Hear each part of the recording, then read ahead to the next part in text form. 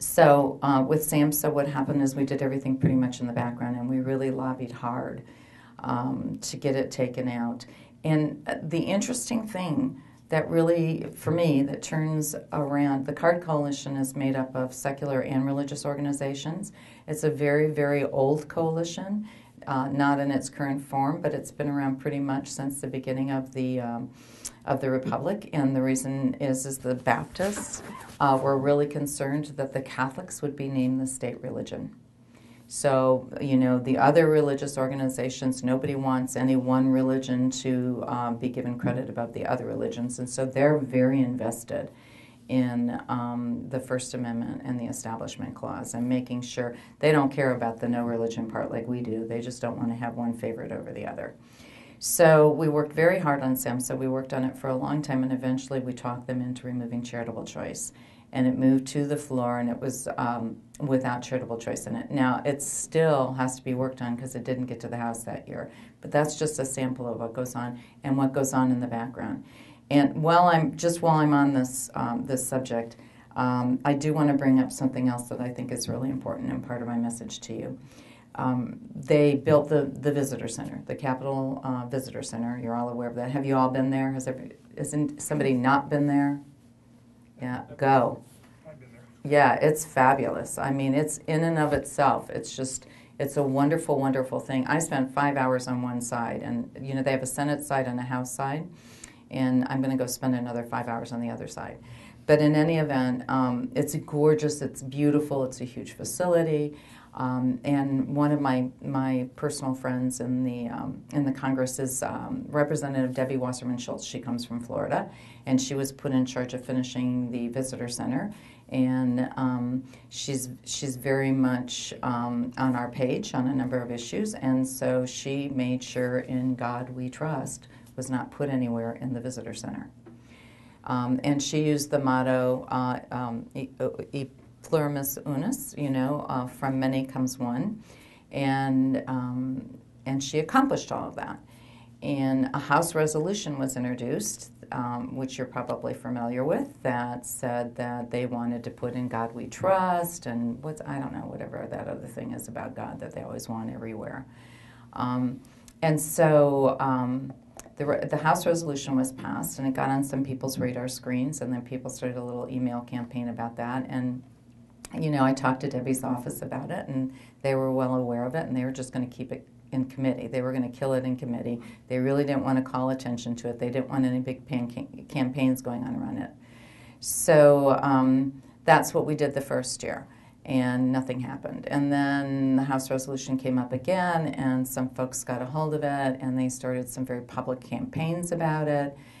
And this time, when it came around, the religious coalition, the religious organizations were aware of it because, unfortunately, some folks on our side started an email campaign which put it on everybody's radar screen. And they started a war, an email war.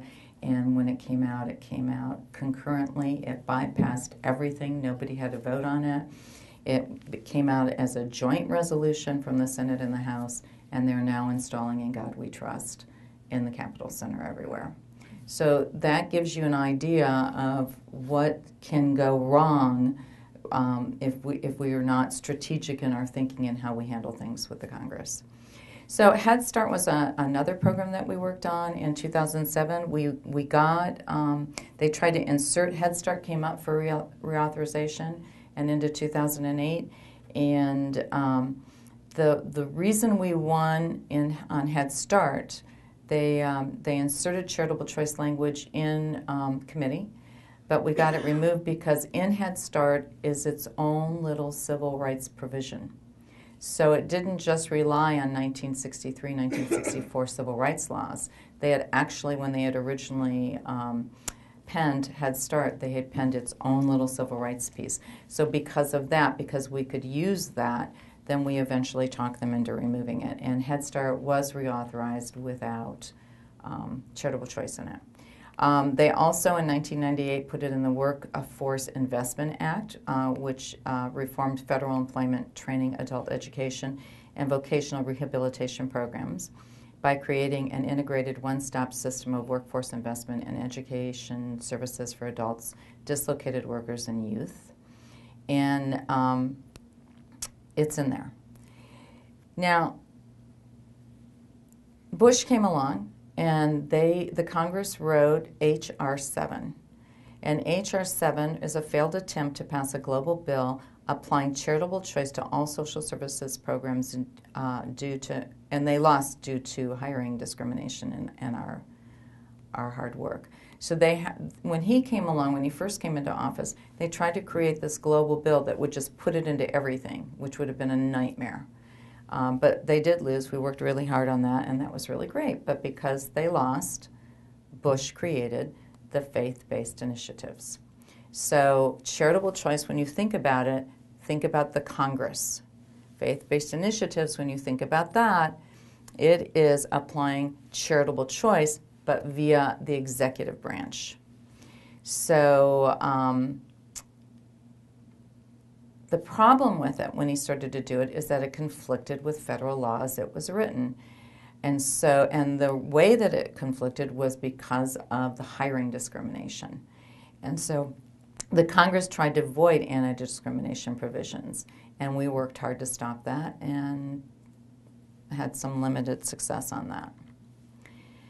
So when Bush did this in his first days as the president, he established the Faith-Based and Community Initiative, and in these agencies. So in all of these federal agencies, there are faith-based offices to disseminate money to religious organizations. That's the way it stands today. So he did it with Executive Order 13198 on January 29th of 2001.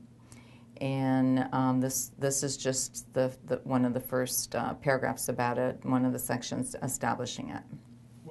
So this is where he established executive departments, in that they were supervised by a director appointed by the department head in consultation with the White House Office of Faith-Based and Community Initiatives. Mm-hmm. So the next order is Executive Order 13199, which establishes, this is all done on the same day. It all is rolled out on the same day. So Section 2 is the establishment of the office in Bush's White House. And we all know from David Cuono's book that came out and all the press that we saw of how it was used. Pretty essentially what happened is they stopped funding secular organizations. My cousin, this is really personal for me, my cousin works for Seedco, and he, over the years, we'd worked together locally in our community because his job was to go out into the community and train local organizations on how to apply for the government funding and, set up the social services programs. And when Bush came into office, he was pretty much ordered not to engage secular organizations any longer. He had to do outreach locally into communities, into religious organizations, and then and Seedco is a nonprofit that uses government grants and fundings to do this work, and so that those grants and fundings were threatened if they didn't follow what the White House wanted, which was to do outreach to the religious organizations. And in fact, the Resource Center for Women, in the first year that this happened, went in for a training and got money for a program that we were doing with women and children.